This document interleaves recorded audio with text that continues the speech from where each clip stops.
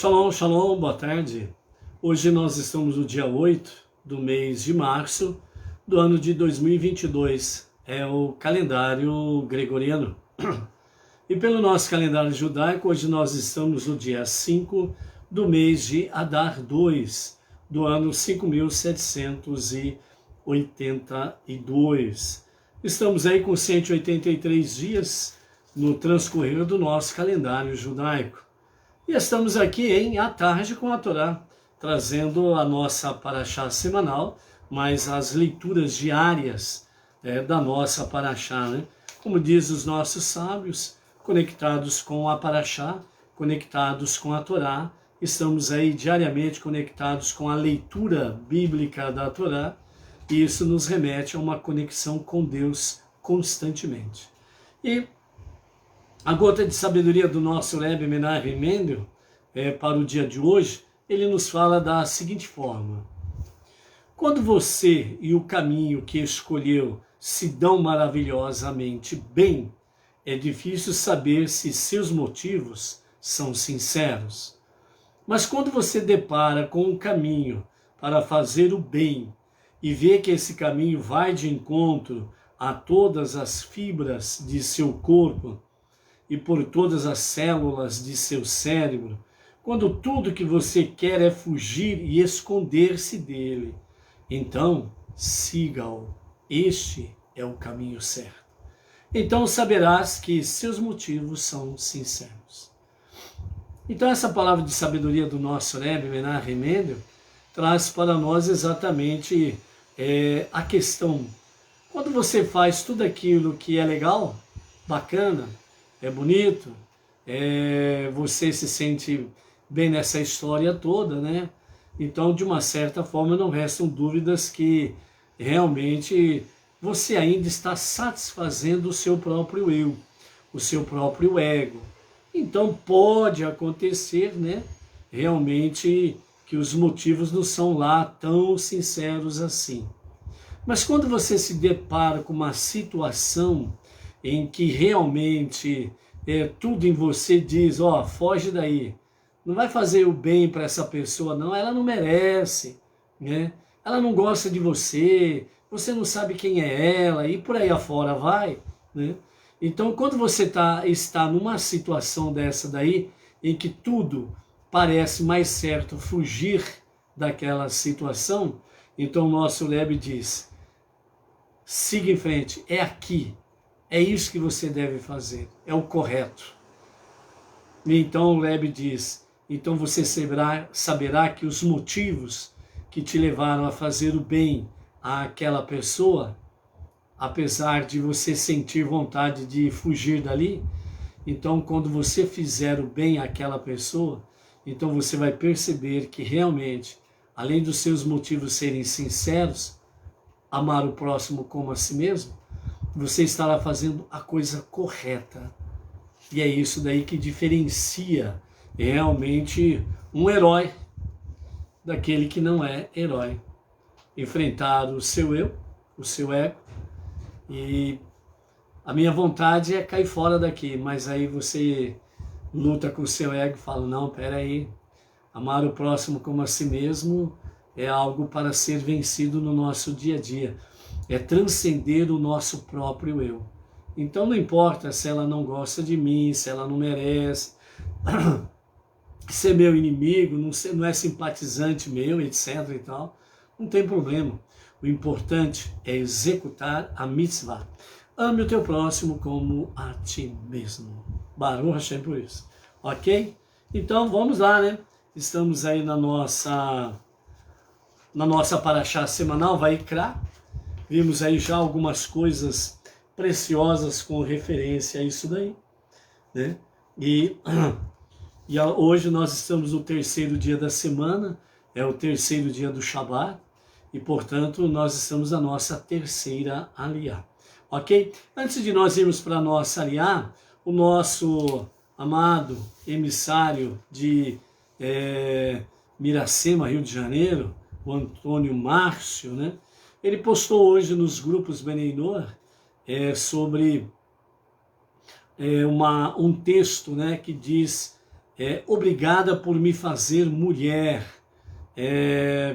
Foi publicada no Rabat.org e por Tila Dubravsky, né? A Tila Dubravsky, né, esta senhora, ela vivia no Brooklyn, lá nos Estados Unidos, no mesmo bairro do nosso Rebbe Menachem Mendel. Então o Rabat hoje, né, o Dia Internacional da Mulher, então aqui, né, à tarde com a Torá, aproveitando aqui, né, essa sugestão do nosso amado emissário Antônio Márcio, lá de Miracema, Rio de Janeiro, desse artigo aqui do Rabat.org, obrigado por me fazer mulher, né? Então, ela cita esse exemplo aqui, segundo o Talmud, Brachot 17a, a confiança que o santo, bendito seja ele, colocou nas mulheres é maior do que aquela que colocou nos homens. Então, ser digna de sua confiança é o que sempre peço a Hashem, dizia sempre Tila Dubravsky, né? Então, ela fala que sempre esteve ali nas audiências do Rebbe Menachem Mendel, e uma das coisas que ele sempre enfatizava ali era exatamente que a mulher é o alicerce do lar e de todo o mundo judaico, enfatizava o Rebbe, né?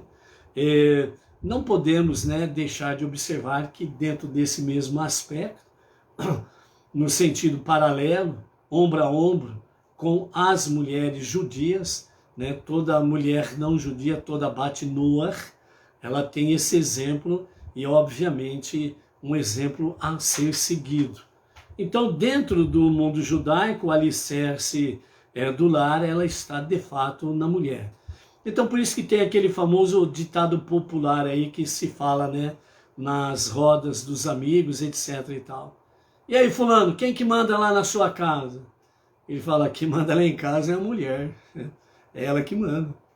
Ah, para com isso, rapaz, você não é o homem da casa, não é o machão? Ele falou, não tem nada disso não, em casa quem manda é a mulher.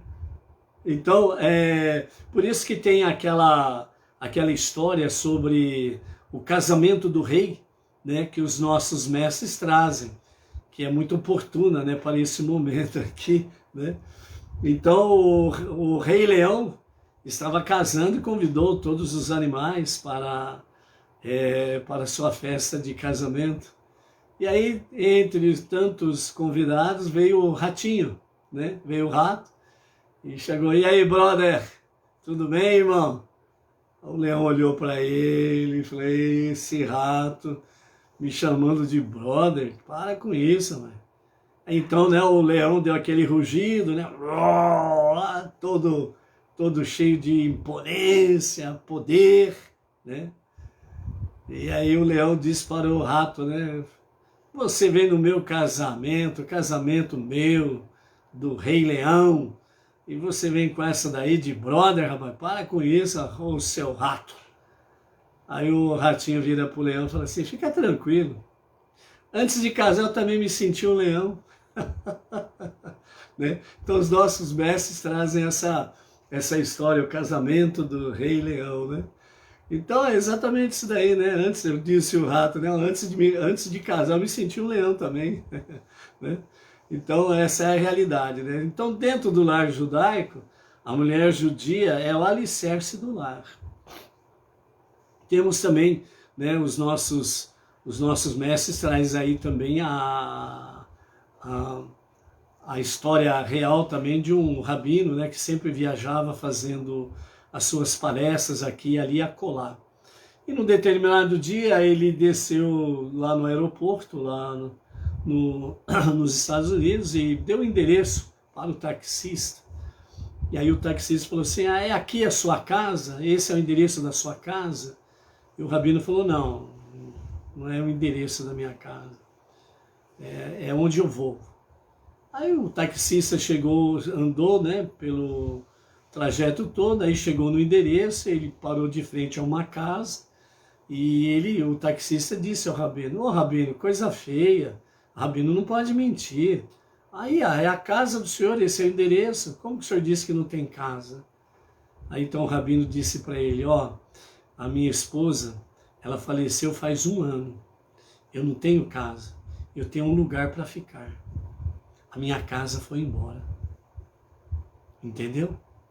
Então, quando realmente tanto, né, a confiança que o Eterno depositou nas mulheres para realmente serem aí o alicerce da casa, o alicerce da família, e o Rebbe também enfatizava essa questão que a mulher, ela é o alicerce do lar e de todo o mundo judaico, é porque realmente essa grande responsabilidade, ela chega a ser maior do que a do homem.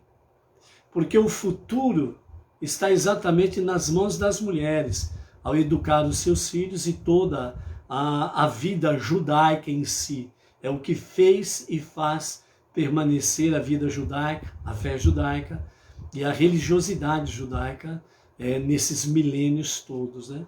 Já vimos aqui várias vezes sobre a posição das mulheres no Egito. Elas não se contaminaram com a idolatria e elas eram grandes incentivadoras, né, dos seus maridos que chegavam do trabalho escravo totalmente abatidos, quebrados, etc. e tal, destruída a sua moral, a sua autoestima, etc.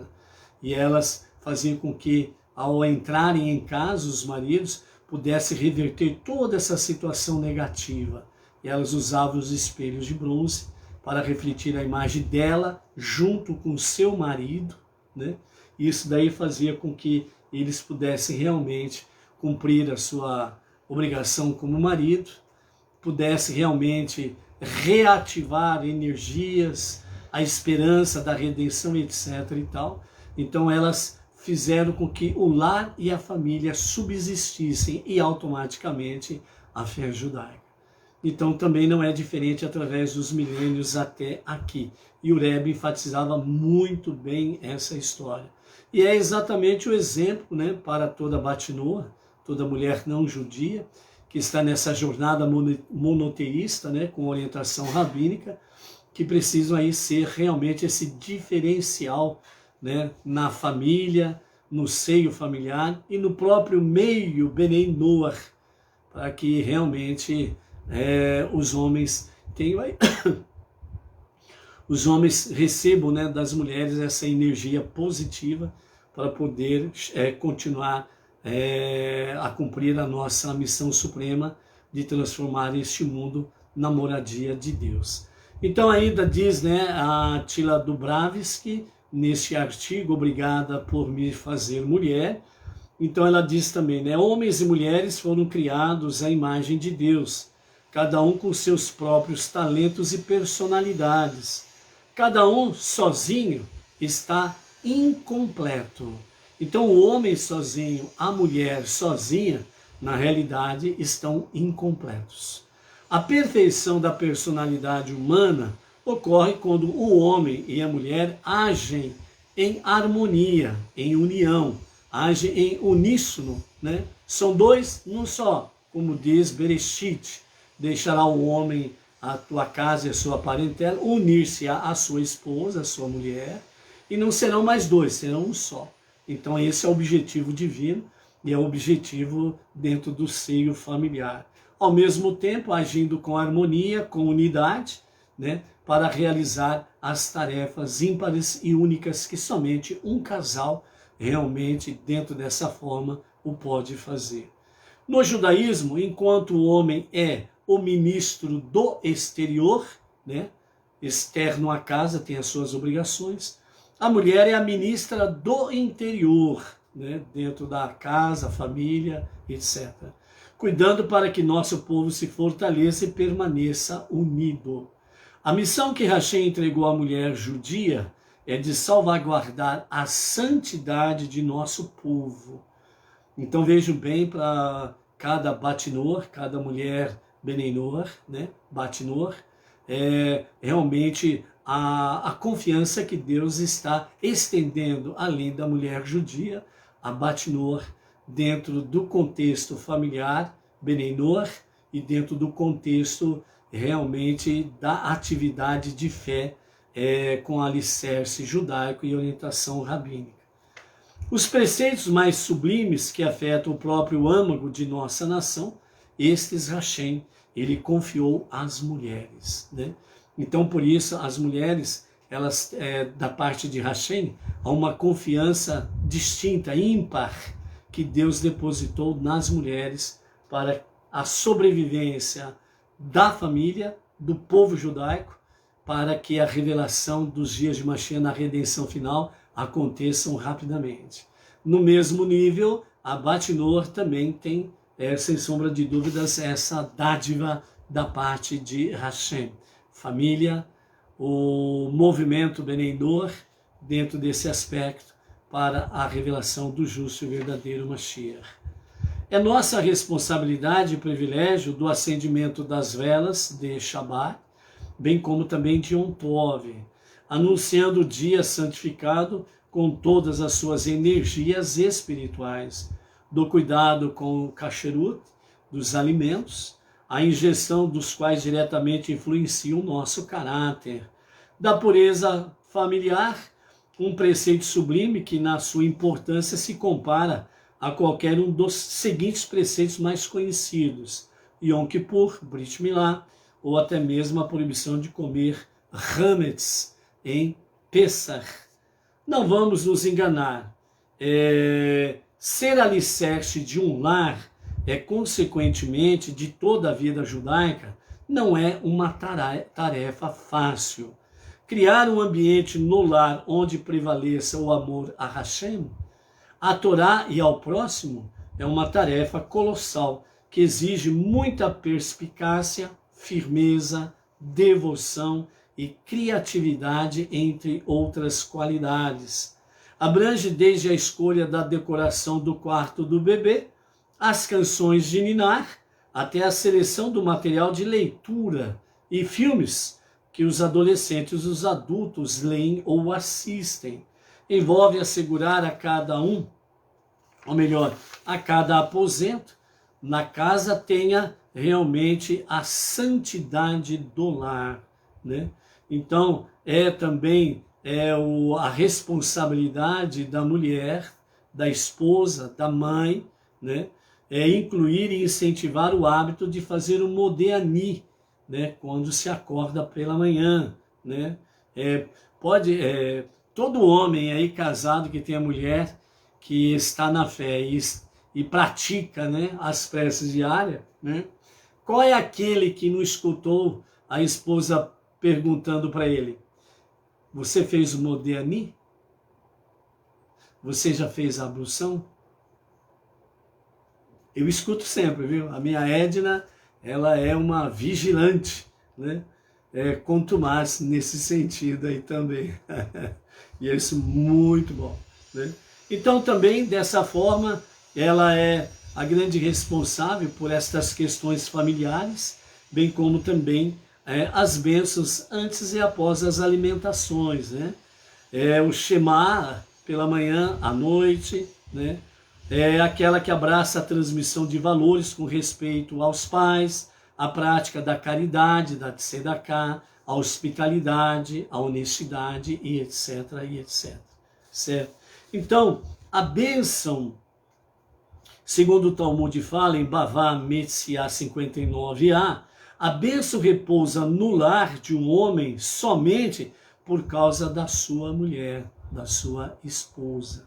Olha só o que os sábios falam com referência a isso. O sagrado livro do Zohar, o livro do esplendor, declara que ao acender as velas ou as luzes do Shabat, a mulher atrai as bênçãos de saúde para toda a sua família. Ao cuidar da mitzvah de Halá, os pães especiais de Shabat, uma parte das leis de Kasherut, ela atrai a bênção do sustento e ao cumprir a mitzvah da pureza familiar, ela atrai a bênção para cada um dos seus filhos, né? Então, finalizando aqui a palavra, né, de Tila Dubravsky, o rei Salomão disse em Provérbios 14:1, toda mulher sábia edifica a casa. Que Hashem nos permita cumprir a nossa verdadeira vocação com saúde e genuína alegria no coração. O futuro do judaísmo e dos Benei Noach está realmente nos ombros poderosos da mulher judia e da mulher Benei Noach ou Bat Noach. Esta é a realidade dos fatos.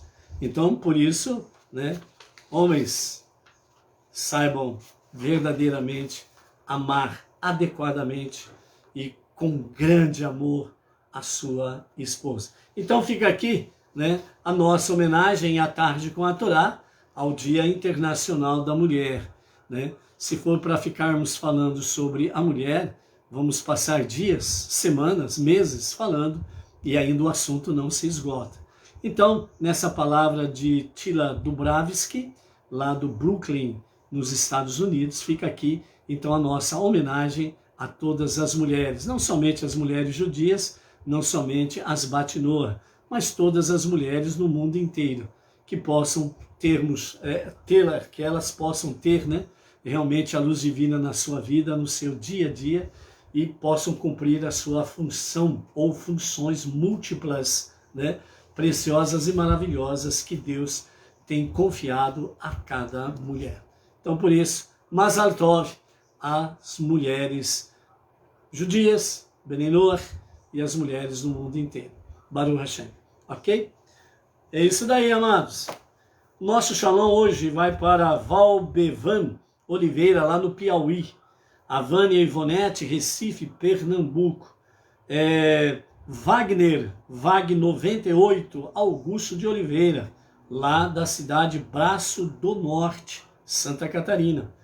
Radassa Cardoso, lá de Israel. Shalom, shalom. Radassa Cardoso. A terapeuta Eliana Lopes, não sei a cidade dela. Nair Gomide, Minas Gerais. O João Batista de Oliveira, também não sei a cidade dele aqui. Marcos Santos de Santa Adélia, interior de São Paulo. E Raquel Araújo, da cidade Mar Grande, Bahia, né? Estamos aí com a Carla de Costa, Barra Velha, Santa Catarina. A Malu, lá do Distrito Federal, lá de Brasília, né? O distrito de São Sebastião.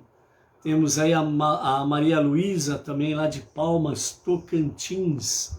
Quem mais está por aí?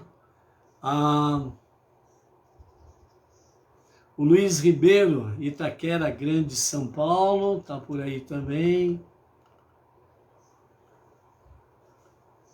A Maria Isabel Gouveia também está por aí, Baruch Hashem, né? Ok. A Malu, lá de Brasília, né? Que estava lá no Maranhão, avisando que já está de volta, já está em casa em São Sebastião, Distrito Federal, Brasília, já retornou da sua viagem ao Maranhão. Baruch Hashem. Hoje nós estamos na nossa terceira leitura, que é do capítulo 2 de Levítico, do verso 7 ao 16, e nós temos aí, né, vimos aí sobre a questão em si da oferenda de farinha, os 3 dedos, lembra? 3 dedos para o pobre. Então ele pegava 3 dedos de farinha e era o que ele levava lá para o sacerdote, era a oferenda dele. E Deus falou que era mais agradável do que todos os outros, porque é como se ele estivesse ofertando a própria vida, né? Era tudo que ele tinha, era isso que ele estava fazendo ali. Então a humildade, ela é o grande canal que realmente faz com que o coração divino se mova em nosso benefício.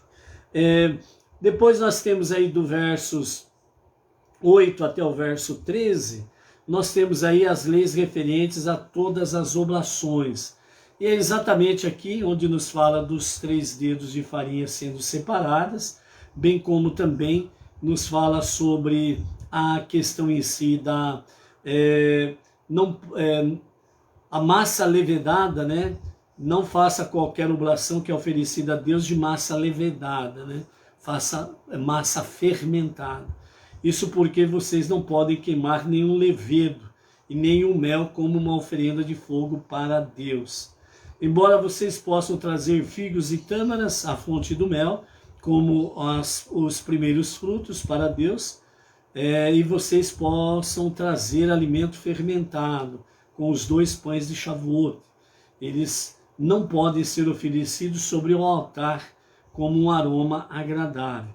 O verso 13 nos fala: toda oblação deverá ser temperada com sal. Não omitas de colocar o sal de tuas oblações, por causa da aliança que teu Deus fez durante os 6 dias da criação, de que o sal deveria estar sempre no altar, né? O sal deverá ser oferecido em todas as oferendas queimadas e nas partes queimadas do altar, provenientes de qualquer tipo de oferenda, né? Um dos significados aí também do sal, o sal ele não se torna insípido, né? Então significa que temos em outra parte onde que Deus fala sobre o pacto de sal, significando exatamente o quê? Que o pacto de Deus é um pacto eterno, imutável, ok? Então esse é um dos aspectos sobre a questão do sal. Então é por isso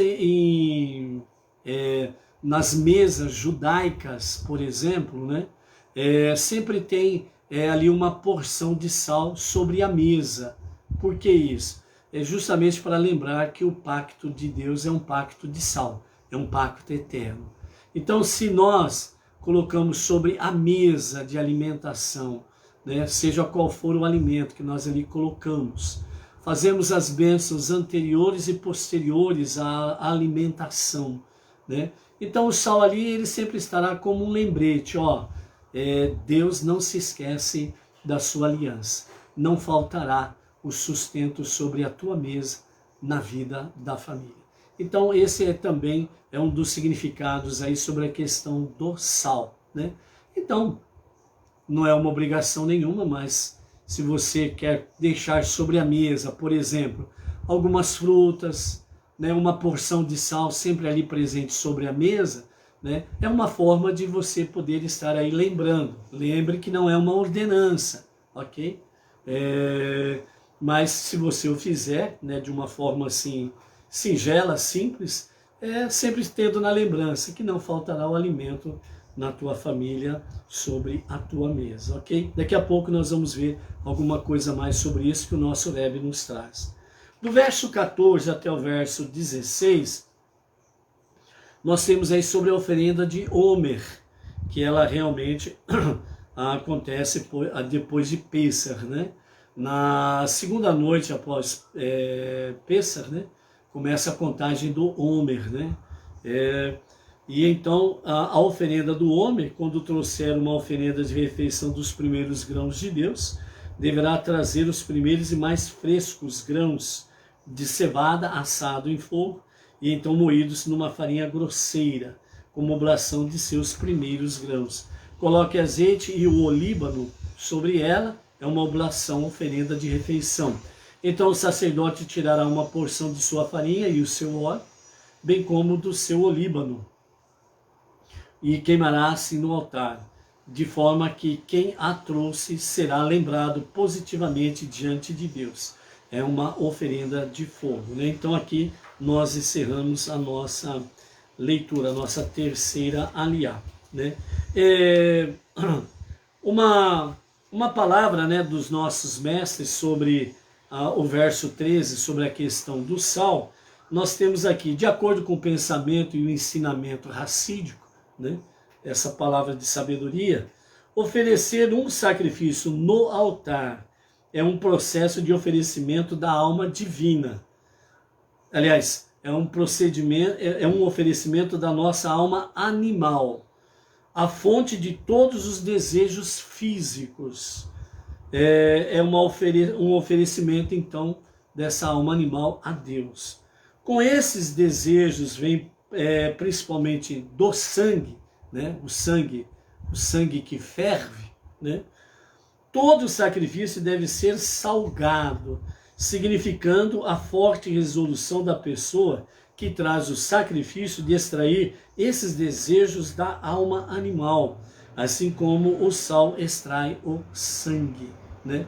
Então vejam bem, Uma das formas, né, de se fazer a kasherut da carne é exatamente banhar toda a carne em sal. Quando toda a carne ela é banhada em sal, todo e qualquer resquícios que possa haver na carne pode haver sangue, então o sal ele puxa, ele retira, né, o sangue da carne. Então aí se completa o kasherut, né, dentro do procedimento da purificação da carne dentro do lar judaico aí, ok? Então, nesse aspecto aqui, o sal, ele representa exatamente, né, a questão de um oferecimento da alma animal. E o sangue, que é o famoso sangue que ferve, né? E quando o sangue ferve sem uma direção, orientação divina, ele só ferve para as coisas negativas, promíscua e por aí afora vai.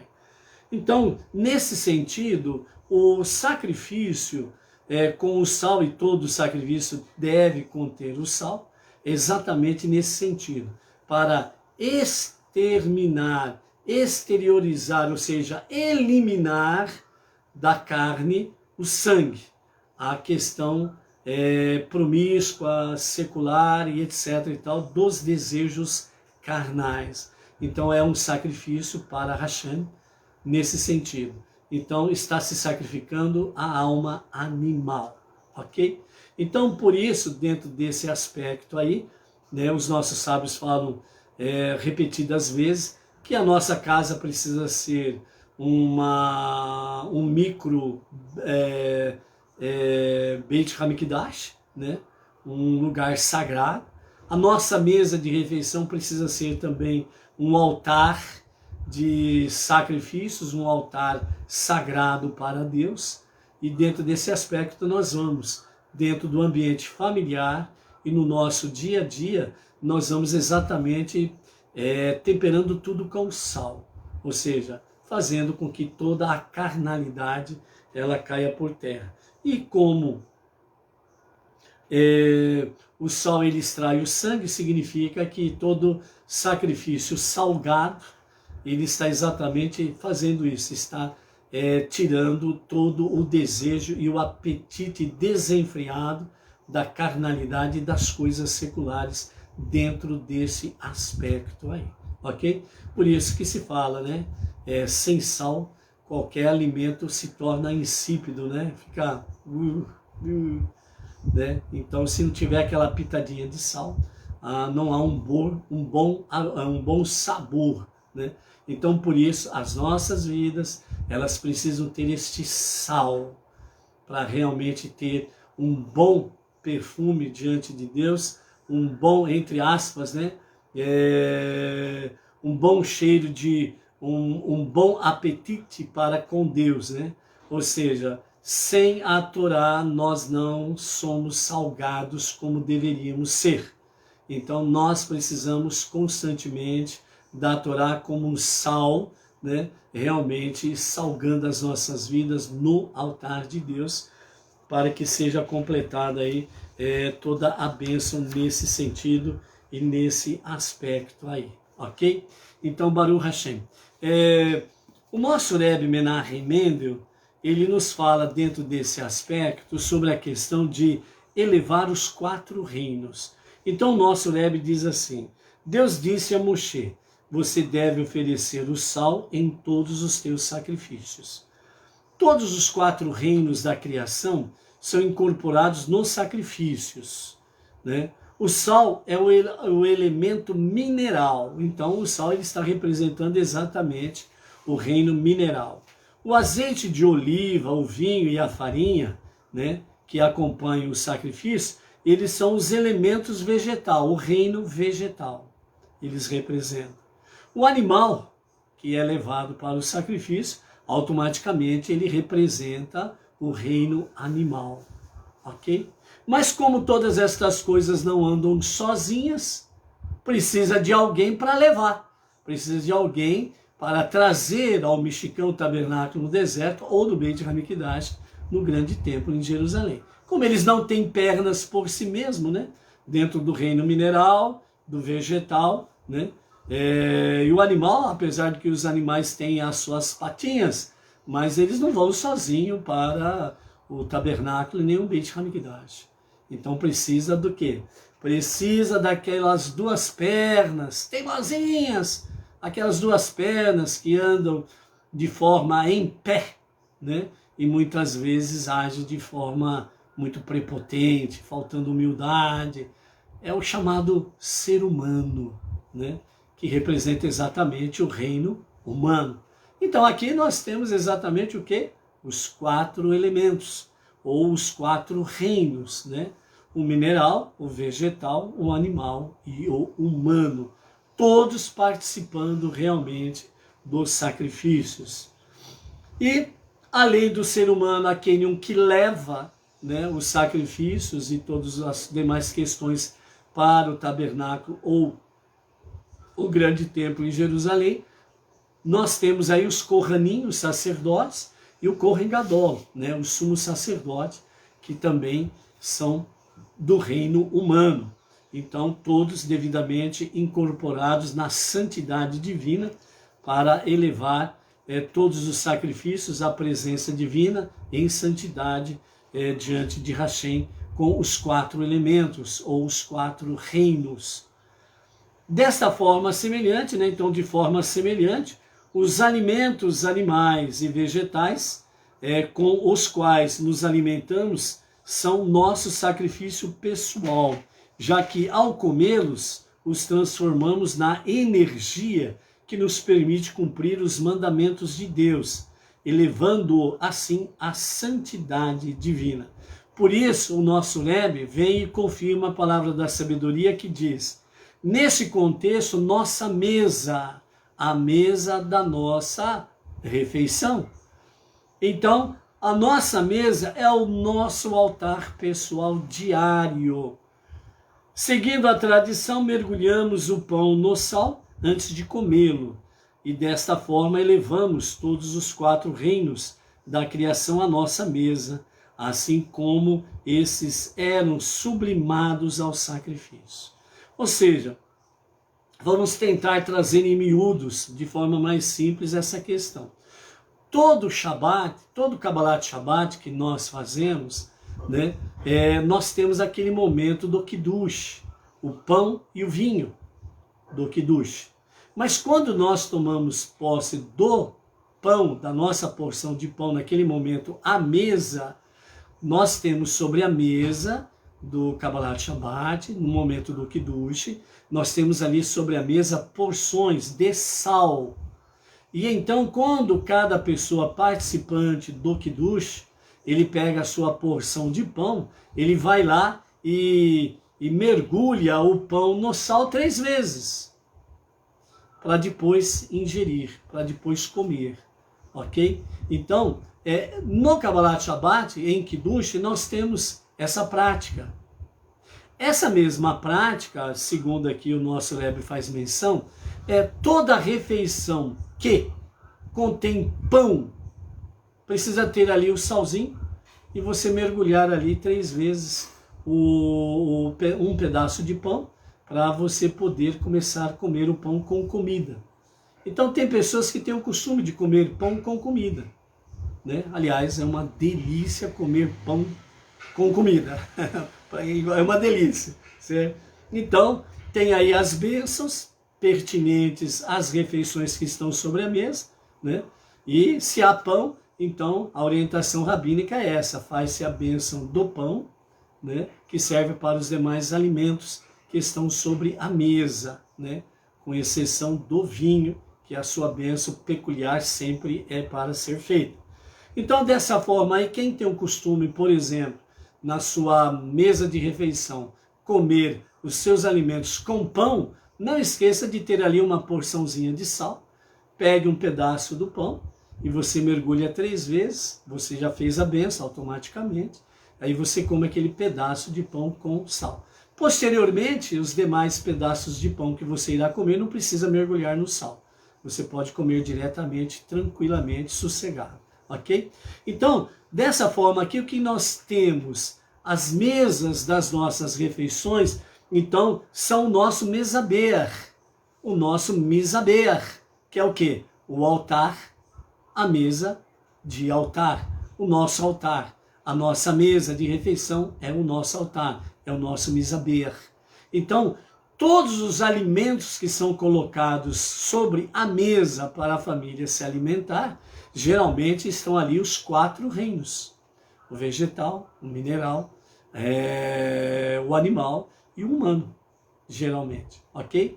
Então, por isso, a tua mesa, ela precisa ser uma mesa de misaber, precisa ser uma mesa de altar. Então, por isso, né, a sua mesa, né, um costume aí, né, judaico aí que tem também, é que sobre a mesa, mesmo quando não se está tendo refeição nenhuma, mas é um costume, né, deixar sobre a mesa sempre o quê? Principalmente frutas e uma porção de sal sobre a mesa ali, cobertinho, né, bonitinho, né, sobre a mesa ali, né, justamente por quê? Porque a mesa é um altar, né, e ali estão os reinos vegetal, o reino mineral, e depois que vem as demais alimentações no momento adequado, poderá ter o reino animal, caso haja carne durante a refeição, né? E o reino humano, que é sempre os que estão em volta da mesa se alimentando adequadamente. Então, por isso, elevar os 4 reinos não é coisa que ficou lá no passado. Elevar os 4 reinos, ou os 4 elementos, à santidade divina, ela está ao nosso alcance, no nosso dia a dia, quando nós sentamos em volta da mesa para as nossas alimentações diárias. Então, por isso, faça da sua mesa de alimentação um verdadeiro altar, elevando a santidade divina, os seus 4 elementos, os seus 4 reinos, certo? Assim como você deve fazer em todo o seu lar, em toda o seio familiar, sempre sendo um lugar em que seja de fato uma elevação espiritual à santidade divina. Por isso, amados, não deixe para amanhã, faça hoje, misaber na sua mesa de refeições. E, obviamente, não esqueça de um detalhe simples. A alimentação se faz em volta da mesa, não em frente de televisão. Refeição não se faz em frente à televisão, computador e companhias limitadas. Refeição se faz na mesa, em volta da mesa de refeição, família reunida. Aí a sua mesa é um altar que eleva os 4 reinos à santidade de Deus. Ah, mas eu fiz minhas bênçãos, agora eu vou lá na frente da televisão.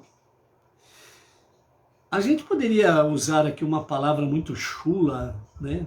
Muito baixa, para poder falar isso daí, né? O que seria isso, mas vamos procurar ser, vamos dizer assim, vamos procurar ser mais tranquilo, né?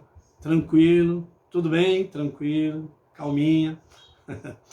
Você faz as bênçãos, você vai na frente da televisão se alimentar, é como se você pegasse realmente o seu prato de comida e fosse na boca do esgoto e colocasse o seu prato de comida ali.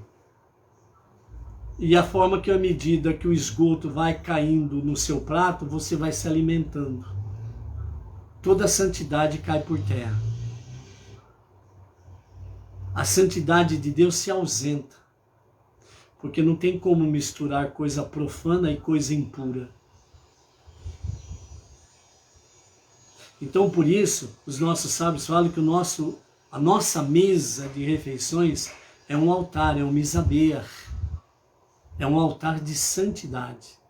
Então, como que você vai sair de uma mesa, de um altar de santidade, e vai diante do altar diabólico, idólatra, pagão, mesquinho, profano, e pode pôr mais um caminhão, uma carreta de más qualidades que a televisão traz para você? Como que você vai misturar uma coisa com outra? Não tem como. Faça da tua casa um lar de santidade. Faça da mesa das refeições da tua casa uma mesa de santidade, onde a presença divina está. Ok?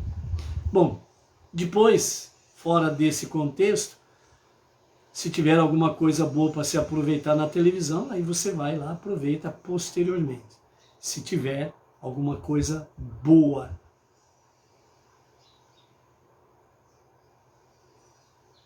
Agora, se você usa a televisão para colocar lá o seu, não sei, DVD, CD ou, como que chama aqueles negócios, aqueles cartãozinhos de pendrive, né? Para colocar ali músicas hebraicas, estudos, etc, etc. Beleza. Uma tela maravilhosa de santidade, de músicas judaicas, músicas dos Beneinor, que nem o nosso Valmir Sarmento, lá de Brasília, né? Que graças a Deus já tem um vasto repertório, né? De músicas e de louvores a Hashem, Beneinor, né?